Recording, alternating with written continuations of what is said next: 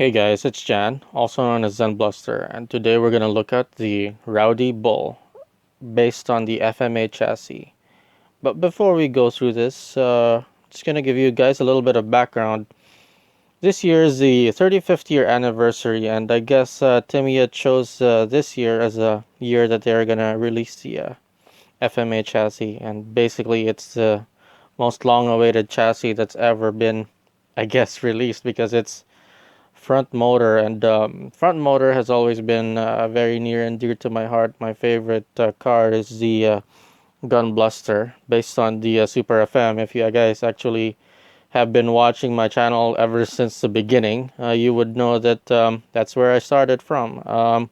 If you look, there's going to be a video popping up on the upper right corner of me working on my Super FM Gun Bluster, and go ahead and take a look at that, and if you'd like to see that, but it's pretty interesting. Anyway, so yeah, finally, for so long we've been asking for Tamiya to actually make this chassis, and here it is. Finally, we're gonna go ahead and open up the box, and we're just gonna go through what's in it. 35 years. Well, it's been that long since we've had mini four-wheel drive, huh? That's pretty good. You know, they've been going strong. Well, not necessarily strong all the time, but now we have the FMA, the long-awaited FMA. We're gonna go just give it a look over and see what's going on. Finally, there you go.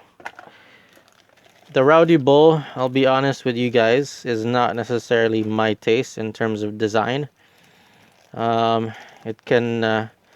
It could have been designed a little bit better to showcase the front motor design a little bit more, but yeah, it's when you actually have everything put together, it looks like it kind of covers where the motor is, so you can't fully appreciate what makes the chassis special, or it makes the car special, because the motor is in the front. So this is the Rowdy Bull body. As you can see, it's got a metallic blue type of finish, and there's really, in my opinion, not much special about it. So we're kind of gonna go through the criteria on this kit in terms of what I've been doing, in terms of the value, the collectability, and the upgradability. So it's got regular tires, basically just the normal slick tires. They have the regular compound soft base, the regular ones where they're not like super soft where it's too grippy, but it's just a regular one, nothing crazy. Doesn't absorb too much impact. Set that aside. We get the I think the 5 spokes that are all narrow offset. They don't have that. I think these were on the, what do you call it, the Aero Avante, I think. And it looks like we're gonna go take a look. It's got the orange gears that come on the original Super FM chassis, in addition to 3.5 to 1 gear ratio. And it also has a different motor now. It's not Mabuchi anymore. Now it's an SMC motor. Let me see if I could kind of show that. You know what? Take it out of the packaging, because I'm going to open this box anyway. I'm going to use it for other stuff. Future build, perhaps. Let me see if I could focus on that for you guys. Yeah, that's probably easier to see off of the glimmer. Yeah, there you go. SMC motor. There you go. Yeah, I'm not sure if this is more powerful than the Mabuchi, but we're gonna find out. We'll see if we could test that at some point. And the propeller is the 1.4 millimeter thickness, the ones that come with the Super X, and it's longer than a regular what do you call it, propeller shaft. Just to remind you, it doesn't work with the old Super FM shaft. The Super FM shaft is a 2 millimeter thick shaft, so it's physically thicker here, and it will not fit on this. Just to remind you, 3.5 to 1. Those are the shafts I just took out. and the terminals are actually based on the VS terminal. So it's kind of a mishmash of kits. So there you go. There's Super X parts right here. There's VS parts right here, and basically Super FM. These were originally on Super FM before they were on the Super X chassis. These G, what is this? The G2 gears. It's hard to see. Yeah, there you go, G2 gears. Those G2 gears came on the original Super FM and FM, if I remember correctly. It also used to be on the FM. And it looks like a carbon. I'm not sure if that's carbon or is it just black pinion. I think it is a carbon pinion. All right, grease, and the back stay, basically the back bumper where everything is.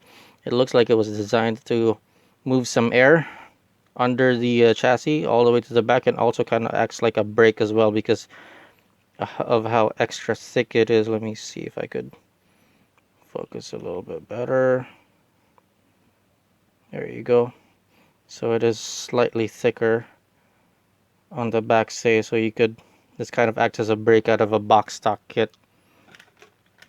So it's not like it's without something that can be used to control the jumps of the car. So these are the parts. The other parts, the battery, the motor. I mean, this is where the motor is going to be mounted. The bushings right here. The motor support. The battery lock. The front underguard / splitter. The switch. The front motor under catch. The rear gear cover. The body lock. I guess that's what I call it. The body lock. The front motor gear cover, and then the rollers. And some pretty interesting stuff about the rollers I want to cover. I'm sure some of you have seen it already. I guess the thick rollers from over here, right here, yeah. These rollers are a lot thicker than normal. I guess you could use them as stabilizers. And these rollers too are quite different from the box stock ones from the MA and the ARs, where there's a little bit of a deep set rim over here. Basically, it seems to be a little bit countersunk, and the plastic rollers themselves protrude a little bit more, so it's slightly taller, which is good for cornering. And the roller positions slightly taller, and that kind of acts like a slightly taller, what do you call it, stabilizer, sort of, even though there's really no stabilizer on it. It's just slightly taller position. And now we're gonna take a quick look at the chassis, and it looks like Tamiya has done very well in their design. Yeah, it's very strong. So many attachment points as well too. I don't know, I haven't checked the other chassis, but I don't think they have this many. Like, look at this. 1, 2, 3, 4, 5, 6, 7, 8, 9, 10, 11, 12, 13, 14, 15, 16, 17, 18, 19, 20, 21, 22, 23, 24, 25, 26, 27, 28 attachment points. That's not including the attachment points on the battery lock over here too, and then that's 30 basically total. So yeah, I mean, it's very stiff. It's pretty stiff. I mean, yeah, it's quite nice. There's still a little bit of flex, which is good, which is what you want. And the looks like the transmission design was actually quite well designed too. It looks like whoever designed this in Tamiya knew what the problem was of FMARs and basically helped change the way the FM problems were from before, where FM tends to have problems with the propeller shaft, and it has this position right here, where the propeller is supposed to go, right here on that channel, right here. Yeah, if that's how you know that they actually put a little bit more effort into designing this chassis this time. So now we're gonna go through my opinions on the overall kit. So in terms of value, right now, since this is the only FMA chassis, I would say it's about an 8.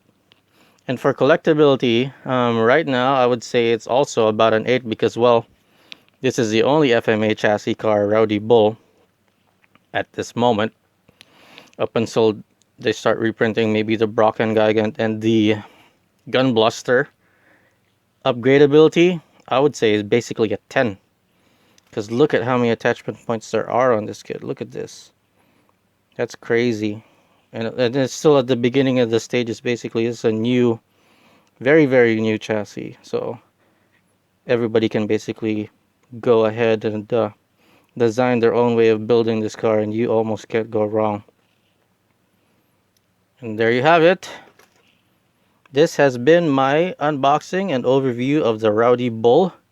Even though I honestly don't care too much about the body, the design on it is kind of a little bit disappointing to me. They honestly, in my opinion, they should have opened with either the Brocken Gigant, which is, just to remind you, the first Super FM kit basically that came out.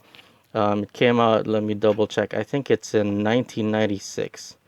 Yeah, in 1996. It came out in 1996. And they basically just missed the mark by a year to be able to have its, let me see, how many year anniversary? 20? 96, 2006. Yep, they missed 1 year for the 20 year. And let me see, let me go get the Rowdy Bull, but let's see something real quick. I have something pretty interesting for you guys if you're still watching. Let's go see if the Gun Bluster body fits. I actually already pre-built a chassis. I already have a car that I've pre-built. Now we're gonna go see if the Gun Bluster body fits. Let me go do a quick unboxing. I was kind of saving this for a rainy day, but this is a very good occasion to rip this car out and then go ahead and unbox it for you guys. This is part of I think this was from the Philippines or something like that. It's very popular. There you are. Look at you. Look at how blue that is. Yes. All right. Let's cut this out. Let's tear into this kit safely without cutting yourself. Yeah, we could see if everything does fit like it says in the news. People are talking about it and saying the Brocken Gigant should automatically fit. Well, I hope the Gun Bluster automatically fits too, because this is my favorite body, favorite design of all time.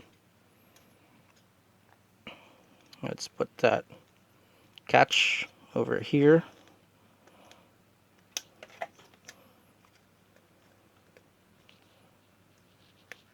There it is.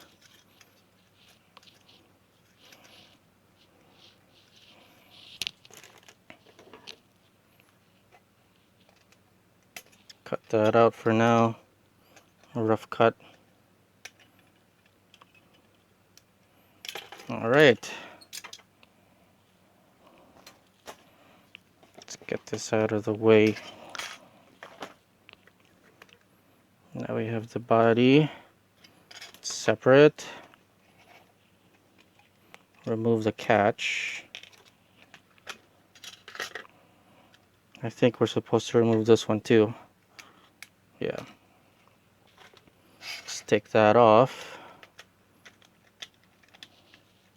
Oh, wow, look at you. There you go, guys. It fits. It looks kind of cool.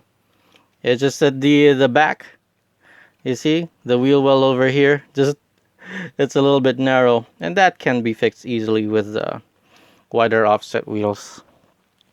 And I have that in the ready. So I think the next upcoming video is about me building a new gun blaster on the FMA. So there you have it, guys. This has been my unboxing and overview of the FMA. If you'd like to see more videos like this, please like, subscribe, and share, and thanks for watching. Go race.